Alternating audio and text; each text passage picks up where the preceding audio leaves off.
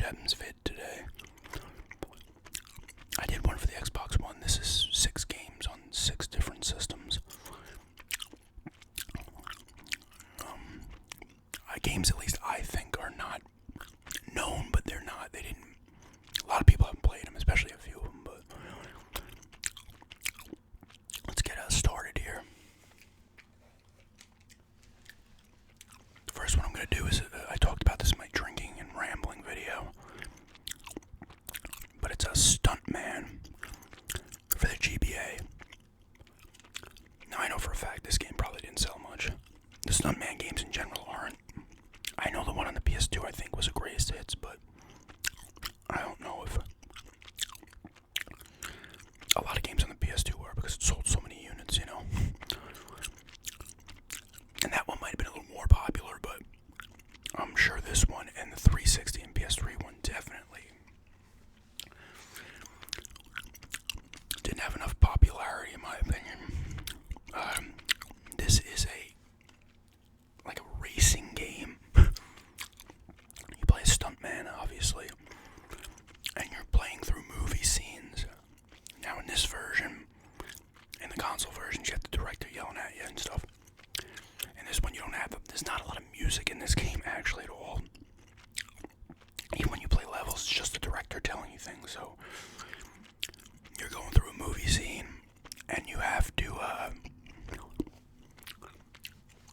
hit the object, pass a car on the right, pass a car on the left, hit a jump, you know, get close to an object, like on the left or the right, kind of graze it. Do like quick 180 turn or an e-brake, you know, right or left turn. Get close to explosions. You'll have like a helicopter dropping little explosions next to you. Hit the action button, which usually causes an explosion. What else?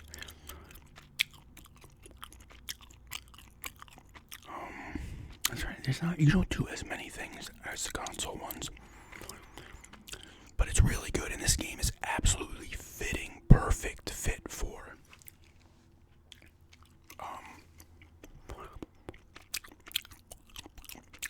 a handheld system because you can play it in short bursts. This is a trial and error game. You're gonna get pissed at this. And this game has some frustration stuff where you like, because you're on checkpoint system as well when you're racing kind of through the levels. And if you're too slow, it loses. You can miss if you miss a few objectives, you can miss usually no more than 3 on a level, depending on how many objectives there are. It's either 2 or 3. You'll have to start over, so you'll be playing shit a lot. You'll be doing like a Tony Hawk type thing. You don't like your run 5 seconds and you're restarting it a bunch. Trial and error, you gotta like go through the level, see what you have to do. So, I gotta overtake right here, overtake left there, hit the objects there, hit this jump, avoid this, you know. You gotta do a lot of that, but you can pop this in for like a half hour and got a lot of gameplay out of it. It's hard though. You know, I'm on the last movie now. This takes the movies from the PS2 one. You don't do as many missions per, though. I think you usually do 3 or 4 stunts per.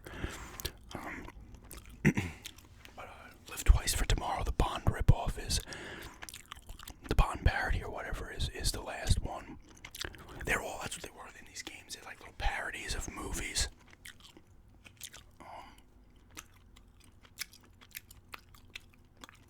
But it is really cool. I recommend picking this up if you have a GBA.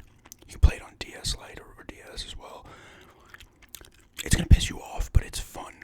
It's actually rewarding too when you actually beat the level and you figure out the perfect path and you hit like a perfect run because you build up money too. I guess, you know, if you want to replay it and try to build, you know, your high score is pretty much the money you've earned. So you earn extra money if you have less restarts or tries to do it.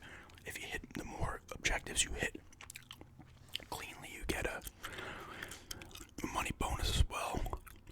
So there's replayability there if you want to beat a high score, and there's just replayability in there in general if you are going to be playing these missions repeatedly. I mean,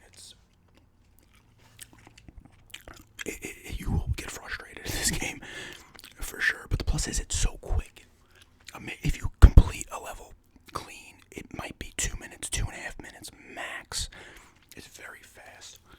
maybe a little more, maybe like 3 or 4 minutes depending on the level, but they're very quick. It's not like you're doing a mission for a stun for 15 minutes or anything like that. So even if you're getting pissed, you can get back into it quick. You're not like, oh god, It does suck when you have a clean run and you're just a little bit slow at that last checkpoint and you're screwed. But I definitely recommend this to people who have a GBA and like trial and error kind of based games, but they're kind of unique games as well.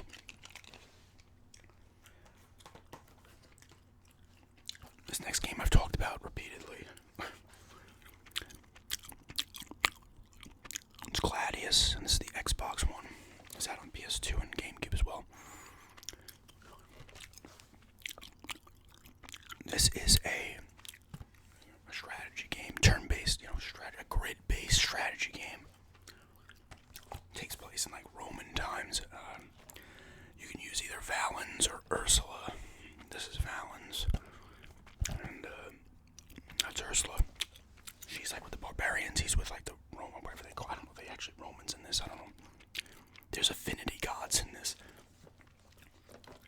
It's not like Zeus and shit like that, but eventually the two parties will meet up, but they start off a little differently depending on who you use, but eventually they meet up and you're all in the party. It's like her and her brother and you and like your best friend. I'm not gonna spoil anything with the story. But you fight on a grid. So you're going from gladiator to school to gladiator to school. That's the overworld. You're running around the overworld finding gladiator schools. And you gotta earn like badges or licenses, I forget what it is, to get further and stuff. And there's a bunch of stuff to do per thing. You're fighting humans, animals, there's like creatures as well, but the combat's really good, the music's good. You have like high and low ground, so you get above, you're gonna do more damage on the person below you. The affinity god thing comes in with like you can do like you get like a certain amount of whatever, and you can unleash kind of like as a little bit of a special attack. So it's like I think there's fire, affinity, wind, water, and I guess earth. But it's cool. You recruit people in the towns and stuff, and you level up everybody. If the main characters drop, you can get into fights in the real world, the overworld, I should say. And if your characters die there, they're done. That means that once you recruited, if your main character dies, it's game over, and you gotta redo it. But you can lose your characters, especially if you built up a guy for a while, a girl for a while. You'll lose them if you're in the overworld and you get into a fight. They just get knocked out in the arenas. But there's like, you have your like heavy guy, you have like your ranged weapons. Like they throw, they're throwing spears. Those are the ranged weapons. You have like the I want to call them what are they, like a rogue type who's quick and they do better backstabbing damage from behind, but they're weak going one-on-one. You have the heavy units that deal a lot of damage but are slower, and then you have those middle ones that are kind of well balanced and stuff like that. There's a bunch of different units and shit. You get different shields, weapons, you can buy them and stuff. Stuff will break, shields will break. But there's a lot of gameplay in this too. Yeah, you see you wield powerful magic. It says here more than 15 landscapes and dozens of stunning gladiator arenas. Yeah, and you can level up. Obviously, everybody can level up as well. They get different moves they can do, and you're on like a little. You're either on a system where you have to be quick button presses, where the meter goes, and you have to like hit it in the right moment. If you hit it dead center, you get the powerful attack. If you hit it too early or late, you get weaker. And sometimes you have to hit either that, or then you have to like a button combination like YBA or YB for combos and stuff. It's an awesome game. Like, absolutely play this if you've never played it and you're into strategy games, because it's fucking awesome. The music's good. There's just a lot going on, and it's long. This one doesn't have a manual. I got this in Winter Haven in Florida once. There's a game store. It was like $4, but it was a fuck up. It was supposed to be like $8. I thought it might have been cheaper because it didn't have a manual, but they gave it to me. They're like, you know what, it says $4. Here's the difference. Down there, like, you know what, we screwed up. It says 4. That's what we gotta sell it to you for. Like I was saying the other day at some of the game stores here, the prices just constantly change. So I'm thinking I'm paying 4, and all of a sudden it's 7. And they're not like, oh, we screwed up. No, they don't say that here. It's more like, oh, they just change all the time. We just don't update the games. So you think it's that much. But I would absolutely check this out. Even strategy games, I want to say the Xbox version is the cheapest. It's probably still only about $10, $11. The PS2 is more expensive. I'm sure the GameCube one's probably like $50. But awesome game.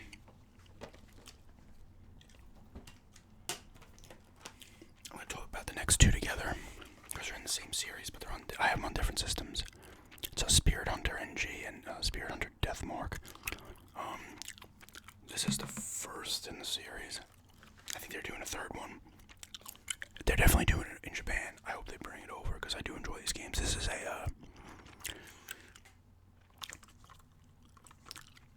it's like a horror. What's the word? I can't believe I can't remember what they call it. Like a visual novel horror game. Very limited gameplay. This one has more gameplay in it than this one. And I prefer this Deathmark to NG. They're both good though. They are a little bit different. This one you have, you're marked. It starts off, you're marked, and you go to this mansion, and there's a doll in there. I won't spoil any of that, but a talking kind of doll. It like thinks to you or whatever. And you meet other people who have the mark, and then you save them, and their mark goes away. They've been marked by like some kind of spirit, and you always go to the areas, and you gotta find stuff. And then you fight the spirit, and you have to use like specific kind of combinations of the right items and stuff to really get the full, I guess, the good ending, or beat the thing even to some extent. You won't beat it if you aren't good enough, but.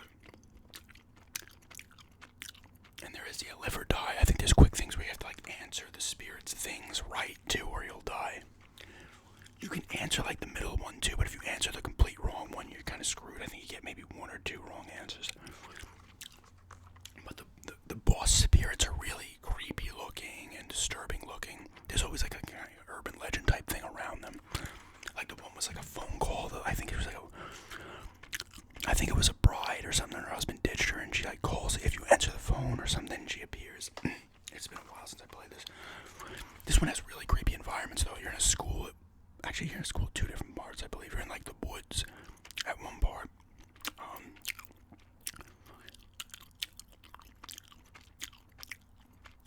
It's really creepy. It's pretty, actually, gory, too. But it is all visual novels, so it's a lot of text. But it's really good. This one is similar. Like, this thing up here is the first spirit. I have not beat this. This one you have to, I'm not sure if you do it in this one, too. I think you just hang out with, you're actually just doing it with the person that's marked. You're marked too, but you keep helping people, but you're obviously not getting yours removed because you don't know who has tagged you, marked you. This one you could use other people as well. Like this is the guy you use here. Your niece has been like kidnapped by this spirit, and you're playing her game in this one. And it's kind of I'll just act against you. She'll keep changing the rules, type, you know, that kind of shit. And you can use some like you go to an area. Same thing, creepy areas, but you go to an area and you have other people with you and they can do specific things, so you kind of have to change out who you're using. And then they can do a specific thing and stuff like that, so that's kind of cool. And I'm pretty sure they can die as well. Some of your friends or whatever. But this is a cool one too, same thing, you have to do specific things to beat the boss spirit or whatever. But they're really cool, like visual horror games. I would recommend them if you're into that. But even still, if you like horror games in general, they're worth it. For sure, like I said, Deathmark I enjoy a little bit more because it's a little bit more involved. You know, you find items, you gotta choose them. This one's a little less involved.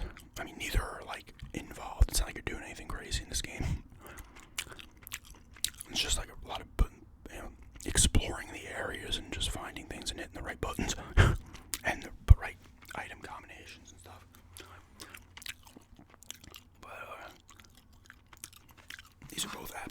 worth it if you're into them, for sure. This is also, I mean, they're both on. They're on Vita and Switch, and they're probably, I think they're both on the PS4 as well.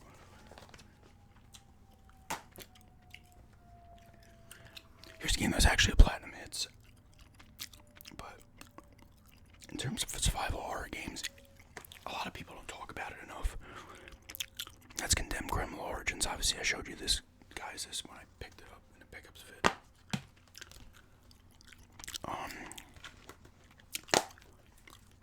This game's awesome. This was a launch title for the 360. I believe it's on PC as well. It did not come to the PS3. The second one did. You use his name Ethan. Ethan Thomas. You're an FBI guy, an investigator, like an FBI forensics dude. And you're on the trail of a killer. It starts over. You go to a crime scene and you're searching a dead body, and then the killer gets the upper hand on you. I think you lose your gun at that point. Like, you get weapons in this, and the combat in this game's brutal. You're fighting, like, I think, alright, spoilers here. They explain more of this in the second game, but you find out, like, a lot of homeless people and, like, runaways and stuff are, like, losing it, so they attack you because they're, like, these things set up around the city that are, like, they're, like, sending, like, a kind of a pulse to their brain, and they're going nuts. So you're using, like, bent rebar pipes, freaking 2x4s and stuff. It's in your fists. It's, like, brutal hand-to-hand combat, first-person hand-to-hand combat. It's violent. I don't know how it looks now. It had that early Xbox 360, like, sheen graphics. Like, it had a very shiny type look to it. Hard to explain. You know what I'm talking about, though, if you played those early games. Yeah, you got a sledgehammer here as well. I'm pretty sure you can take the weapons out of their hands and stuff. You can block. Creepy environments. You end up in a school. No, you're in, like, a library archives in this one. You end up, the final boss fight is in, like, an abandoned house, which is creepy. You're in apartment buildings. You're in the subway at one point. It's actually a pretty cool part where you're in the subway and all of a sudden you're like running, all of a sudden you turn around, the guy throws you down the stairs. You also obviously do, like, forensics type stuff, so like, you use this thing here, and they improved upon this in the second game. You're, like, scanning around stuff, you're finding clues that way and stuff, so it's kind of a detective game as well as a survival horror game. There's dead birds you can find as the collectible. It's intense, though. It's creepy. It's just really cool. Definitely kind of different at the time, too. I don't... Oh, who made this? This is a known company that made this. Damn it. It doesn't have their name on the front, though, because it's not the... Oh, who are they? They're known for another game. Oh, where are you? Full Auto. I remember that. Oh, man. Come on. Monolith, I believe, also did the Fear games as well, which are also really good. I played the first two. I didn't play the third one. Also creepy games. I'm pretty sure they did Fear. Didn't they? They did something else, and I'm pretty sure it was Fear. I'm sure they did other stuff, too, but Monolith wasn't... But they weren't the people that did No One Lives Forever, right? That shooter on the PC. I don't know. But definitely check this game out as a creepy survival horror game. It's fun, great combat, really just great atmosphere, you know, like you just feel like someone's always behind you in this. Cool gameplay too, with the kind of forensics type stuff as well. Definitely worth picking up, and it's still cheap. This was $8 in the place. It might be a little more expensive online.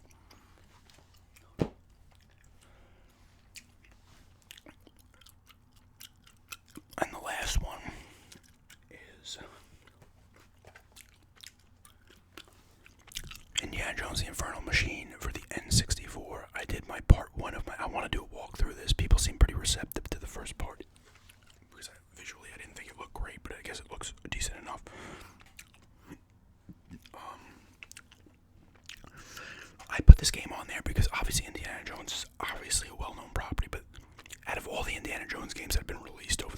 game didn't have a ton of copies. It only at least a year sold in Blockbuster. I've talked about this in the past. My friend had a pre-order on it at GameStop, and all of a sudden they're like, it's not coming out. It got canceled, and it released through Blockbuster. This game has issues with glitches and shit. I think that's part of the reason it kind of got pulled. But I feel like not a lot of people have played this. And listen, this game's got fucking glitches. There's a part where you're in a raft, and you're going down these little river rapids, and you get stuck on a rock, and you hear poots, and then you use your little thing to seal it, but you can't get off the rock, so it's like poots. So you have to like desperately avoid that little sharp rock. It will sometimes just freeze. He'll fall into the floor. The gameplay's kind of clunky too, and it always was even back then. But this game is fucking awesome. This is one of my favorite games ever. I've talked about it before. It's nice to have my copy again, but it's just a cool exploration, cool environments. The game still kind of holds up graphically. Obviously, back then you were like, oh shit, but it was a late era N64 title. I believe this came out in 2000. But it's really fun. You gotta find stuff. You're finding treasures in each level as well, and getting IQ points to spend or whatever. It's just fun. You gotta use certain things to, you gotta find certain objects and stuff. There's a mission where you're driving a Jeep. You're swimming in lagoons and finding stuff on like hidden plains underground. You're on a ship at one point. I think it's a ship that's kind of like half sunk. Just really cool environments. The gameplay's pretty good. Controls are decent. You have a 3 items on the C buttons on the N64 controller, and you can swap out things and you get different herbs for health. But you just hit the button and then it equips that thing and you use it with B. So once you get used to using it, it's fine. Some of the animation sucks too. Like the jump animation, like he just jumps like a full gap and he's just like real, just like this. Like he's just like stiff jumping on it. It's not. But I don't know, the game has charm or something because it's really fun exploring the environments in this game. For sure. And it still is, even though, I did that game. That first level, I was still like, yep, I'm having fun. You run into the usual enemies in this game too. And there's also animals as well. And it's a minecart mission, of course, which is a little tough. But it's pretty long as well. It's a pretty long game. And sometimes you gotta think to figure things out in this game, for sure. This is made by LucasArts, but I think they published it. Factor 5 made it. I don't remember. Did Factor 5 make the Rogue Squadron games too? I believe they did. Absolutely pick this game up if you're into adventure games because it's awesome. The guy that does the voice of Indy is a very good sound-alike to Harrison Ford.